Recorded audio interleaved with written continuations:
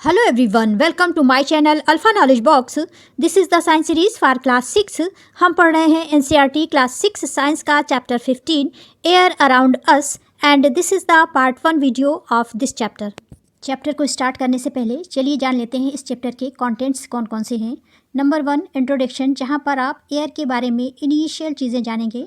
Second, is air present everywhere around us. Third, what is air made up of. Fourth, how does oxygen become available to animals and plants living in water and soil? And fifth, how is the oxygen in the atmosphere replaced? ये थे main contents 1, 2, 3, 4 and 5 जिन्हें आपको इस chapter में cover करना है. इस video में 2 टॉपिक्स को डिस्कस करेंगे. Number 1 introduction and number 2 is air present everywhere around us. Introduction में एक्टिविटी 1 को डिस्कस करेंगे और सेकेंड टॉपिक को एक्टिविटी 2 के द्वारा समझेंगे. चलिए चैप्टर को स्टार्ट करते हैं. एयर अराउंड अस यानी हमारे चारों तरफ हवा या एयर. जब हम एयर या हवा की बात करते हैं तो हमारे माइंड में ये क्वेश्चन आता है कि व्हाट इज़ अ एयर, या क्या हम एयर को देख सकते हैं. आपसे भी ये कोई क्वेश्चन कर सकता है, have you ever seen air, यानी क्या आपने हवा को देखा है. तो आपके माइंड में ये क्वेश्चन घूमने लगेगा कि क्या हम एयर को देख सकते हैं. तो इसका आंसर है नो. हम एयर को कभी भी देख नहीं सकते क्योंकि एयर बहुत सारी गैसेस का इनविजिबल कॉम्बिनेशन है, मिक्सचर है, जो केवल फील की जा सकती है, उसे देखा नहीं जा सकता. We have learn in chapter 9 that all living things require air. Chapter 9 में हमने ये सीखा था, देखा था कि सभी लिविंग बींग्स को एयर की आवश्यकता होती है. और ये कब होती है? जब हम एयर को या कोई भी लिविंग बींग्स एयर को अपनी बॉडी में अंदर लेता है और उसे बाहर छोड़ता है, जिसे कि हम रेस्पिरेशन कहते हैं. हिंदी में इसे श्वसन क्रिया भी कहते हैं. ये सभी लिविंग बींग्स में होता है.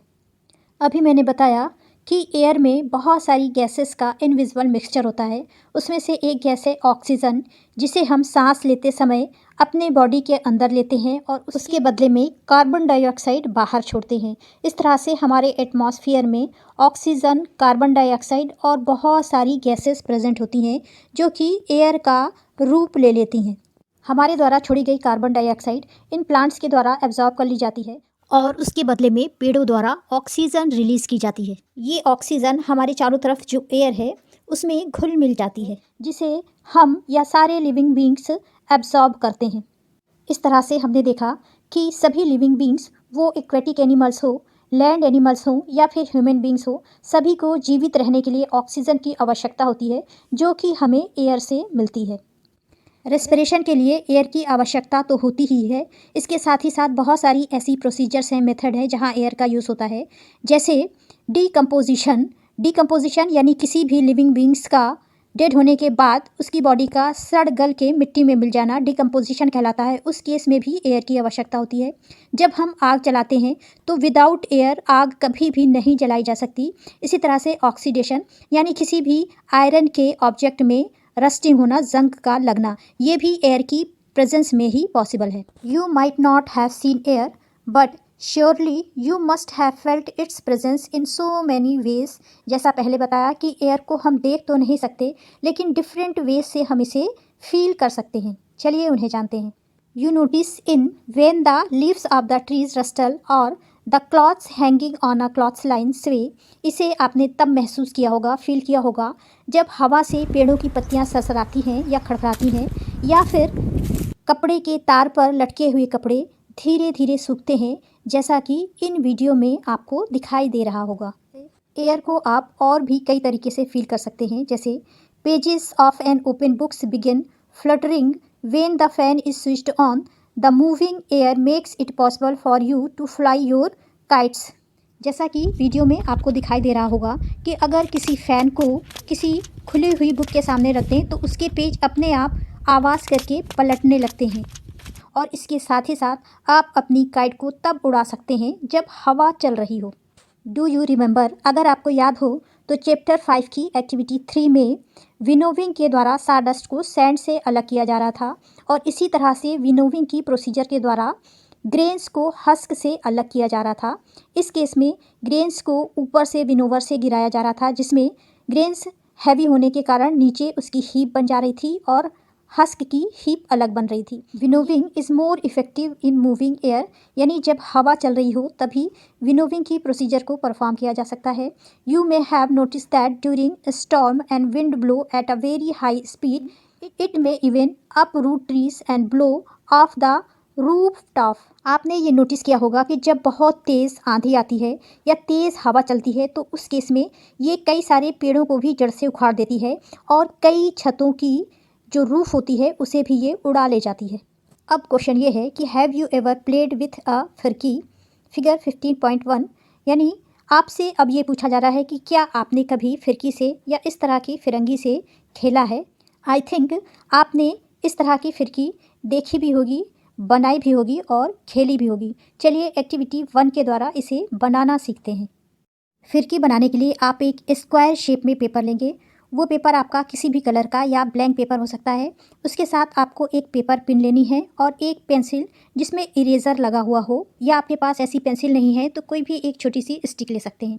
इसके बाद इस पेपर को आपको 4 फोल्ड करना है इस तरह से, या फिर स्केल से आप एक जैसे 4 ट्राइंगल इसमें बना लेंगे। एक लाइन आपको ऐसे ड्रॉ करनी है और एक लाइन ऐसे ड्रॉ करनी है, जिससे ये 4 ट्राइंगल में डिवाइड हो जाएगा। इसके बाद सीजर्स के द्वारा इन्हें आपको इस तरह से कट कर लेना है। कट करने के बाद यहाँ पेपर पिन को यहाँ पर से इंसर्ट करना है और 1 बाय 1 करके इसका ये वाला पार्ट, इसका ये पार्ट और इसका ये पार्ट यहाँ पर जो पिन लगी है उसमें इंसर्ट करेंगे, जिस तरह से ये दिखाई दे रहा है। इस तरह से आपकी ये फिरकी रेडी हो जाएगी। और फिर इस पिन को, जो पिन आपने यहाँ पे लगाया है, इरेज़र से यहाँ पर इंसर्ट कर दीजिए। इस तरह से आपकी ये फिरकी एयर में मूव करने के लिए रेडी है। इस तरह से बनी हुई फिरकी को आपको अब ओपन एरिया में ले जाना है जहाँ पर हवा चल रही है, और उसे डिफरेंट डायरेक्शन में घुमा करके ऑब्ज़र्व करना है कि व्हाट हैपन्स, क्या हो रहा है। डज द फिरकी रोटेट, क्या ये फिरकी इस तरह से रोटेट हो रही है या नहीं। व्हाट्स मेक अ फिरकी rotates moving air isn't it. यहाँ पर आप ये ऑब्ज़र्व करेंगे कि क्या फिरकी घूम रही है, रोटेट कर रही है, और उसे कौन रोटेट कर रहा है। क्या इसे हवा रोटेट नहीं कर रही है, तो इसका आंसर है कि हवा की प्रेजेंस में ही फिरकी रोटेट करेगी। अगर हवा नहीं है तो ये रोटेट नहीं करेगी। इसे आप और अच्छी तरह से समझने के लिए फिरकी को फ़ैन के सामने लाएंगे तो भी ये फिरकी हवा लगने के कारण, एयर लगने के कारण रोटेट करने लगेगी। नेक्स्ट क्वेश्चन ये है कि have you seen a weather cock, figure 15.3, it shows the direction in which the air is moving at that place. यहाँ पर आपसे ये पूछा जा रहा है कि क्या आपने इस तरह के वेदर कॉक को देखा है जिसका यूज़ एयर के डायरेक्शन को फाइंड करने के लिए, पता लगाने के लिए किया जाता है। जिस प्लेस पर एयर के डायरेक्शन को फाइंड करना होता है वहाँ पर इस वेदर कॉक को रख दिया जाता है, जिससे इसका ये पॉइंट एयर के अकॉर्डिंग घूमता है और उस डायरेक्शन में आकर के रुक जाता है जिस डायरेक्शन में हवा चल रही होती है। इस तरह से वेदर कॉक के द्वारा हम एयर के डायरेक्शन का पता लगा सकते हैं। चलिए अब इस बात को समझ लेते हैं कि air is present everywhere around us, यानी क्या हवा हमारे चारों तरफ प्रेजेंट है।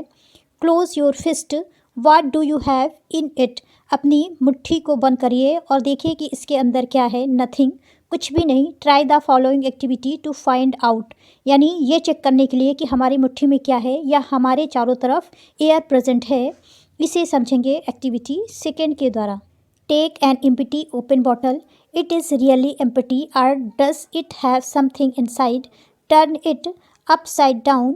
Is something inside it now? Air हमारे चारों तरफ प्रेजेंट है। इसे समझने के लिए आपको एक एम्प्टी खाली बॉटल लेनी है। क्या सच में ये खाली है या इसके अंदर कुछ है। इसे उल्टा करके देखिए, क्या अब इसमें आपको कुछ मिलता है। Now dip the open mouth of the bottle into the bucket filled with water as shown in figure 15.4। इसके बाद इस एम्प्टी बॉटल को आपको वाटर के अंदर ठीक इस फिगर की तरह डिप करना है, डुबोना है, और ये देखना है कि क्या इसके अंदर वाटर फिल हो रहा है या नहीं। अब बॉटल को धीरे से थोड़ा सा तिरछा करिए। क्या वाटर अब इस बॉटल के अंदर एंटर करता हुआ दिखाई दे रहा है। Do you see bubbles coming out of the bottles, or hear any bubbles sound, can you now guess what was in the bottle. In fact, it was filled completely with air even when you turned it upside down. That is why you notice that water does not enter the bottle when it is pushed in an inverted position, as there was no space for air to escape. When the bottle was tilted, the air was able to come out in the form of bubbles and water filled up the empty space that our air has occupied. दरअसल इस water के अंदर air completely fill है। जब इसको उल्टा करके आप वाटर के अंदर रखते हैं तो उस केस में इसके अंदर वाटर नहीं जाता है, क्योंकि इसके अंदर एयर फिलअप है। जैसे ही आप इसको थोड़ा सा टिल्ट करते हैं, टेढ़ा करते हैं, तो इसकी एयर बबल्स के फॉर्म में निकल जाती है और जो स्पेस बचता है वहाँ पर धीरे धीरे करके वाटर फिलअप होने लगता है। यानी इस बॉटल के अंदर एयर ने जो स्पेस घेरा हुआ था उसके बबल्स के फॉर्म में निकलने से जो स्पेस बन जाता है वहाँ पर धीरे धीरे करके वाटर फिलअप हो जाता है। This activity shows that air occupy space, it fills all the space in the bottle. इस तरह से इस एक्टिविटी के द्वारा हमने ये देखा कि एयर स्पेस ऑक्यूपाई करती है। जिस तरह से इस बॉटल में एयर फिल थी, भरी हुई थी। It is present everywhere around us, ये हमारे चारों तरफ प्रेजेंट है। और air has no colour and one can see through it, it is transparent. इसका कोई कलर नहीं होता, यानी ये कलरलेस होती है और साथ ही साथ ट्रांसपेरेंट भी होती है, जिससे हम अपने आसपास की किसी भी चीज़ को आसानी से देख सकते हैं। चलिए अब बात करते हैं एटमॉस्फेयर की। Our earth is surrounded by a thin layer of air. This layer extend up to many kilometres above the surface of the earth and is called atmosphere. कहने का मतलब ये है कि हमारी अर्थ चारों तरफ से एयर की एक लेयर से घिरी हुई है और ये लेयर अर्थ के सरफेस में कई किलोमीटर तक फैली हुई है, जिसे कि हम एटमॉस्फेयर कहते हैं।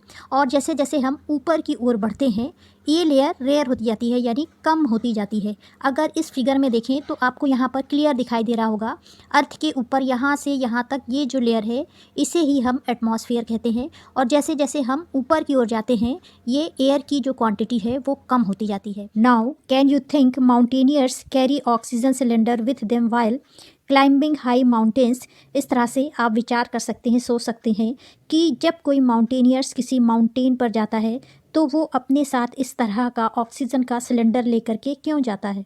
ऐसा इसलिए क्योंकि जब कोई माउंटेनियर्स किसी माउंटेन पर चढ़ता है, माउंटेनियर्स ऑक्सीजन की कमी को महसूस करता है, एक तरह का दबाव महसूस करता है और उस ऑक्सीजन की कमी को पूरा करने के लिए ये अपने साथ ऑक्सीजन का सिलेंडर लेकर के चलता है। इस तरह से हमने देखा air is the invisible mixture of gases that surrounds earth. Air invisible gases का मिक्सचर होता है जो कि अर्थ को चारों ओर से घेरे हुए होता है। एयर इज़ कलरलेस, यानी इसमें किसी भी तरह का कोई कलर नहीं होता। एयर इज़ ट्रांसपेरेंट, यानी ये ट्रांसपेरेंट होता है जिसके कारण हम अपने आसपास के ऑब्जेक्ट को आसानी से देख पाते हैं।